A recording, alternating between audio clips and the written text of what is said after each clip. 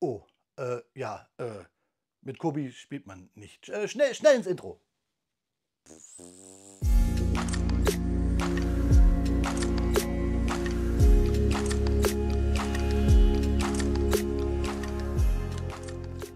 Willkommen in der Noppen-Klötzchen-Scheune. Mein Name ist Blockstar und Freunde, mit einem Immelmann-Turn hole ich auf den Bautisch das Kobi-Set 5748, die Junkers Ju87 B2, die berühmte Stuka, hier in der Tropenversion des SG2 Immelmann. Freunde, kommt mit mir auf den Bautisch im Sturzflug, dann schauen wir uns die 525 Steine genauer an.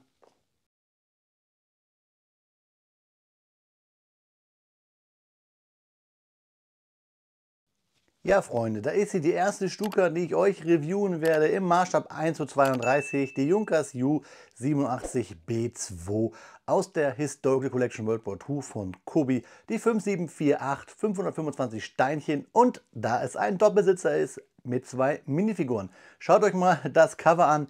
Wir sehen hier eine Menge Stukas. Freunde, schreibt mir mal in die Kommentare, wie viele es sind. Kleines Rätsel, es sind mehr als zwei. Schauen wir uns die Rückseite an.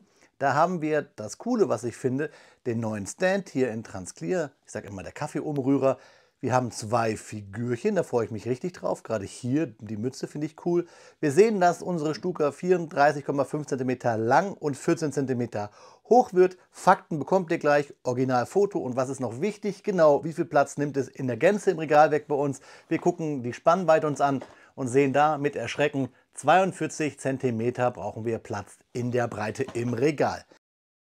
Ja, Freunde, und im Sturzflug holen wir uns jetzt die Steine aus dem Karton. Ja, Freunde, da haben wir die Anleitung und unsere zwei Bauabschnittstüten, Bauabschnitt 2, Bauabschnitt 1 der 5748 auf dem Bautisch liegen, sowie unsere Anleitung im DIN A4.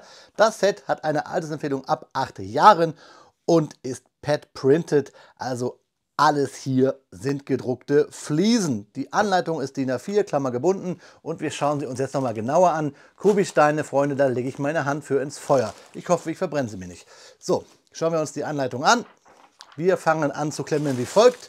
Wir nehmen Tüte 1, reißen sie auf, packen sie in Döschen, Tellerchen, was auch immer, Schälchen, wie ihr das macht. Ich mache immer kleine Häufchen. Wir bauen drauf los. Der erste Schritt ist der in Farbe, der zweite ist dann der erste ausgegraut und der zweite ist in Farbe. Also der aktuelle Schritt ist immer in Farbe, der davor immer ausgegraut. Wir haben in diesen Rechteckchen mit den runden Ecken immer die Steine, die wir brauchen und Pfeile weisen uns den Weg, wo wir hinklemmen müssen und wir haben so kleine Legenden, wo wir sehen, welche Brackets oder welche Teils zum Beispiel wir brauchen. Kobi-Anleitungen haben keine Seitenzahlen, daher können wir nur zählen mit den Bausteps. Mit Baustep 91 sind wir mit unserer Stuka fertig. Wir schauen uns aber nochmal an, in der Gänze ist dann hier eigentlich 83, der Rest ist der Stand. Sollte euch ein Teil fehlen, Freunde, hier auf den letzten Seiten gibt es immer die Teileübersicht und die Anleitung, wie man die Minifiguren zusammenbaut. Fehlt euch ein Stein, moniert ihr das gleich hier auf der Webseite. Und das, was mich beim Lesen immer am meisten freut, sind die Produktempfehlungen. Freunde, hiervon gibt es noch einiges, was ich euch vorstellen müsste. Schaut mal oben auf dem i, da findet ihr alles, was ich euch schon vorgestellt habe. Das müsste dann da oder da sein. Ist immer ein bisschen schwierig, spiegelverkehrt. Was aber nicht schwierig ist, Freunde, euch Fakten rauszusuchen, denn gerade bei der Stuka und gerade bei der Version, beziehungsweise der T6IN, ist es gar nicht so schwer. Freunde, freut euch auf die Fakten. Ich wünsche mir viel Spaß beim Klemmen und euch beim Zuhören.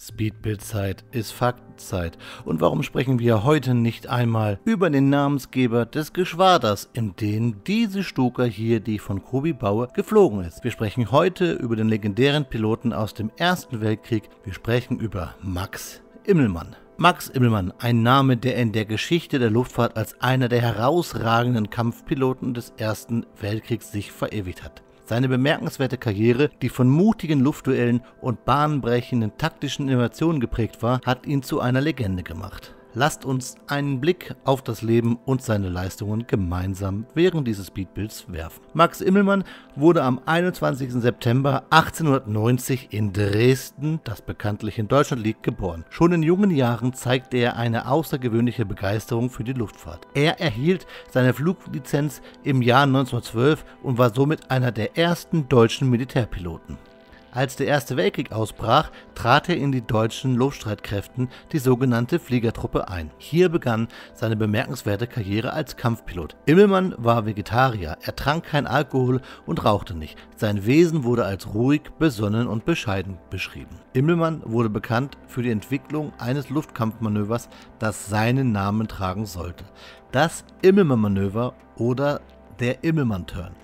Dieses Manöver, das heute noch in der modernen Luftkriegsführung verwendet wird, ermöglicht es den Piloten, sein Flugzeug in einer vertikalen Schleife nach oben zu drehen, um den Feind zu überraschen und sich aus gefährlichen Situationen zu befreien.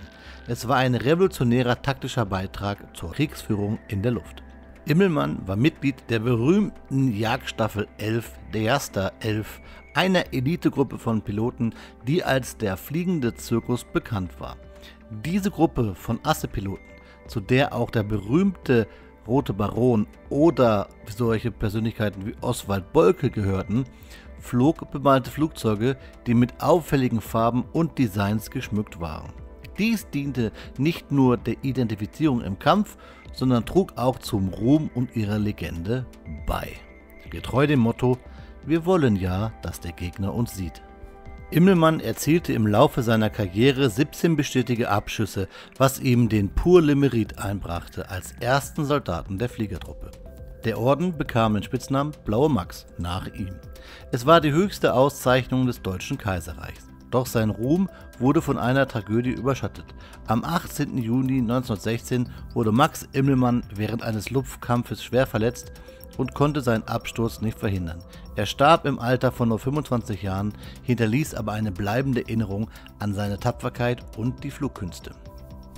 Und genau darauf spielt wohl der Film an, Der Blaue Max. Ein guter Film aus dem Jahre 1966 mit George Peppard, den wir alle als Hannibal Smith aus dem A-Team kennen. Dieser Film nahm die Thematik des Luftkampfes des Ersten Weltkrieges auf und beleuchtet auch eine Geschichte, die so ein bisschen an Max Immelmann angelehnt ist. Der Film kommt oft in den dritten Programm und da dann sogar in HD, heißt Der Blaue Max angelehnt an das Pour le Mérite. Aber zurück zu Max Immelmann. Dieser war nicht nur ein herausragender Kampfpilot, sondern auch ein Pionier der Luftkriegsführung. Sein Vermächtnis lebt in den Herzen von Luftwaffenpiloten auf der ganzen Welt fort, die seine Techniken und Innovationen noch heute studieren. Seine Geschichte erinnert uns an den Mut und die Entschlossenheit der frühen Jahre der Piloten des Ersten Weltkrieges, die unter gefährlichsten Bedingungen flogen und kämpften. Das Schlachtgeschwader 2 Immelmann, vormals Sturzkampfgeschwader 2, war ein Traditionsgeschwader der Luftwaffe im Zweiten Weltkrieg, das nach Max Immelmann benannt wurde und in welcher Lackierung ich die Stuka hier baue. Das SG-2 kämpfte Anfang des Krieges über England und dem Mittelmeer, später aber überwiegend im südlichen Teil der Ostfront. Einer der berühmtesten Kommandeure bzw. Kommandore des SG-2 war Hauptmann Hans-Ulrich Rudel. Seit April 1993 trägt das Aufklärungsgeschwader 51 der Bundeswehr den Beinamen Immelmann und ist somit eines der Traditionsgeschwader der Luftwaffe der Bundeswehr. Dies ist ein Aufklärungsgeschwader und dort wird noch der Panavia Tornado benutzt, den ich euch auch sicherlich bald von Kobi hier in so einem Speedbild mit Fakten vorstellen werde. Max Immelmann, der Mann hinter dem legendären Immelmann-Manöver, wird immer eine der faszinierendsten Figuren in der Geschichte der Luftfahrt und des Militärs in Erinnerung bleiben. Sein Einfluss auf die moderne Luftkriegsführung ist unbestritten und sein Mut und seine Fähigkeiten inspirieren weiterhin zukünftig Generationen von Piloten. Ja, Freunde, das waren ein paar Fakten zu Max Immelmann. Ich hoffe, sie haben euch Spaß gemacht, aber genauso hoffe ich euch, dass das Review und vielleicht auch selber der Bau der Kobi Stuka hier in der B2-Version auch Spaß macht. Viel Spaß dabei! Da wackelt sie schön. Unsere Junkers Ju87 B2 aus dem Hause Kobi, die 5748, für die ich 1 Stunde und 25 Minuten gebraucht habe. Und Freunde, das Thema Junkers bei Kobi ist ja kein altes, denn wir haben schon 4 Vorgänger gehabt die 5700, die 5705, die 5521 und die 5730. Und von einer der Varianten, ich meine die 5521, gab es sogar 4 verschiedene Versionen. Also man kann mit Fug und Recht behaupten, Kobi hat einen Bären gefressen, einen Bärendienst sich erwiesen, mal wieder eine Junkers U87, eine Stuka auf den Markt zu bringen. Irgendwie könnte man meinen, sie sind nie mit ihren Versionen zufrieden. Kommen wir kurz nochmal zum historischen Vorbild. Die T6 Plus IN, diese Maschine hier flog 1941 in Libyen. Wer die beiden Herrschaften, unsere Piloten hier unten sind, habe ich leider nicht herausfinden können. Wenn ihr das wisst, schreibt mir das gerne bitte unten in die Kommentare. Es müsste die 5. Gruppe vom SG-2 gewesen sein. Also vom Sturzkampfgeschwader, nicht von Stargate Kommando 2. Ihr wisst, was ich meine. Ja, Freunde. Anleitung gibt es diesmal nichts zu meckern, war wirklich kinderleicht zu lesen, auch einige tolle Bautechniken, da kommen wir gleich drauf. Ich habe nur eine Sache an den Bautechniken zu meckern, das ist der Propeller, der dreht sich nicht so gut, aber vielleicht habe ich da auch was zu fest gedrückt, schauen wir uns gleich an. Steine haben wir eine ganze Menge über, also das war jetzt ironisch, hatten wir früher mehr bei Kobi, aber wir haben eine zweite Pilotenhaube, wir haben Spitzen für die Bomben, wir haben ein paar Stäbe, wir haben einen Hebel und wir haben eine Bügelperle und einen auf Bügelperlen Apparillo, so nenne ich ihn mal. Geht an die Seite, ist geschenkt. Anleitung ist auch geschenkt, geht auch an die Leitung. Schauen wir uns den Hauptdarsteller an. Und es gibt 2 Sachen, die ich richtig geil finde, das muss ich sagen. Und deswegen packe ich es mal kurz hier auseinander. Dann sehen wir es nämlich auf den ersten Blick schon.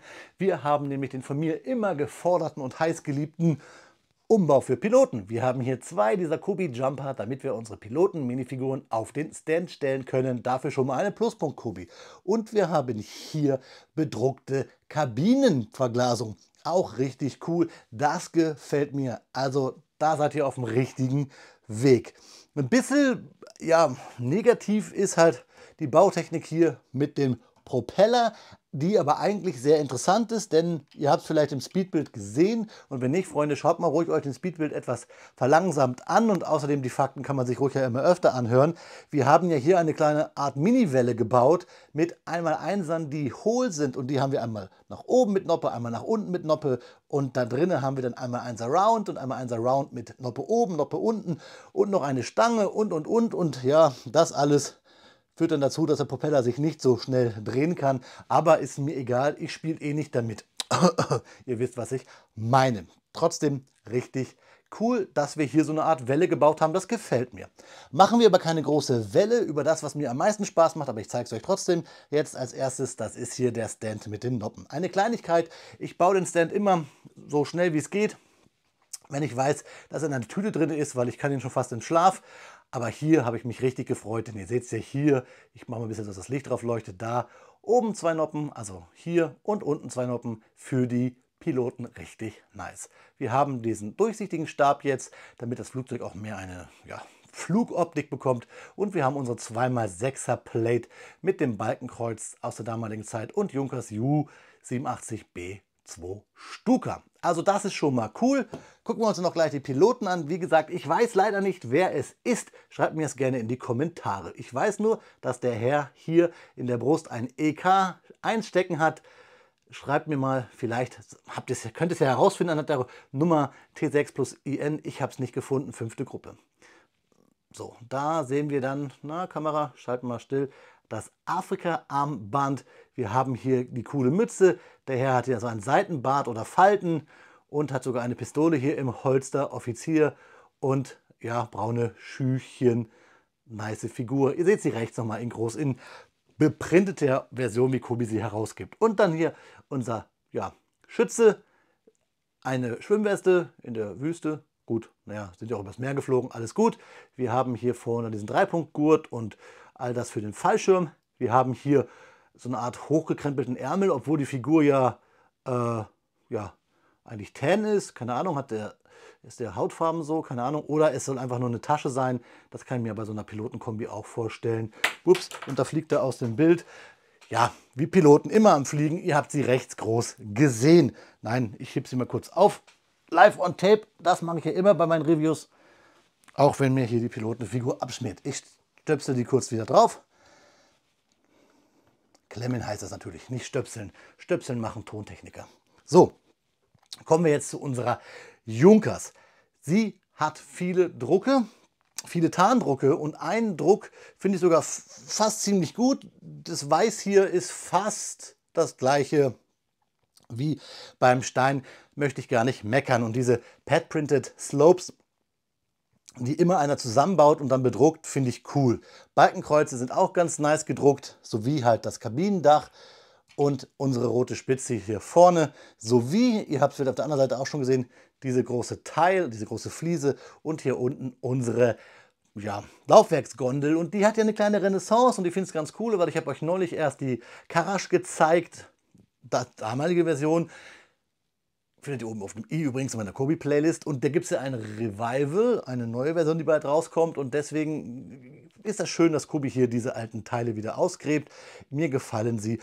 Kann man ja auch japanische Sturzkampfbomber mitbauen und. Die hatten ja auch solche Verkleidungen. Auch hier angedeutet die Jericho-Trompete. Und ja, einfach coole Bautechniken in diesem Teil. Vor allen Dingen hier diese Möwenflügel-Optik, nenne ich sie mal, mit diesen Teilen, die wir auch von der Corsair kennen und so. Richtig cool, diesen Knick, dass man auch nicht ganz unten diese Steine hochbauen soll, zum Beispiel extra eine Anleitung, dass man hier einen Spalt lassen soll und dass man diese ganze Optik hinbekommt mit diesen 1x2ern mit den Griffen. Man könnte auch sagen, Annäherkupplung finde ich richtig cool. Von unten halt fast alles zugebaut. Wir haben Verstrebungen hinten hier am Bügelbrett. Das finde ich so cool. Bei der Junkers sah ja das Höhenleitwerk aus wie so ein Bügelbrett, so Frittentheke. Wir haben da hinten das Rad und wir haben fast alles, was so geht, ein bisschen weiß zugebaut. Das gefällt mir. Wir haben hier unsere Bewaffnung, die große schwere Bombe. Ich glaube 100 Kilo, 1000 Kilo, ich weiß es gar nicht genau. 1000 Kilo ist ein bisschen viel, 500 Kilo, keine Ahnung. Schreibt es mir unten in die Kommentare. Was mir ein bisschen fehlt, ist hier das Gestänge zum Divebombing für den Sturzkampf. Das wäre noch cooler gewesen, wenn man da hätte was bauen können. Kobi kann sowas ja eigentlich, weil die Bombe ist ja im Sturzkampf eigentlich so ausgeklinkt worden, so nach vorne. Das hätte ich gerne gesehen. Beziehungsweise nicht gesehen, sondern hätte ich gerne gebaut. Das ist das richtige Stichwort. Sonst kennt man die Bautechnik ja. Ich zeige es nochmal von unten hier, von der Seite mit dem Druck, von hinten die Frittentheke und dann nochmal hier von der Seite mit dem MG. Das ist cool, auch ganz schön halt hier, was ich gesagt habe, das bedruckte Cockpit. Wir haben sogar Sitze für beide Piloten, da seht ihr sie, beziehungsweise für den Piloten und für den Heckschützen. Und hier vorne, da seht ihr diese kleinteilig gebaute Motorhaube hier, das was ich meinte. Da steckt ziemlich viel an Stein drin, aber das macht Spaß zu bauen. Und auch cool hier der Lüftungseinlass. Sehen auch hier viel schwarz, weil wir hier einen großen 2x3er haben, der vorne sogar hier an der Seite schwarz beprintet ist, also wirklich nice. Ach ja, und wir haben hier nochmal ein Rohr, das hier vorne auch ein Gitter drauf gedruckt hat für den Motor. Also alles im Ganzen schon ein cooles Flugzeug, schöne Bautechniken. Also Kobi hat jetzt hier wirklich mal bei der 5. Stuka, die es jetzt ja ist, so alles reingepackt, was man in eine Stuka aus Kobi-Stein verbauen kann. Auch schön hier diese glatte Nase, die auch wirklich so nach Junkers aussieht. Also das hier sieht wirklich so nach Junkers aus. Das gefällt mir. Was mir nicht so gefällt, ist die Farbe.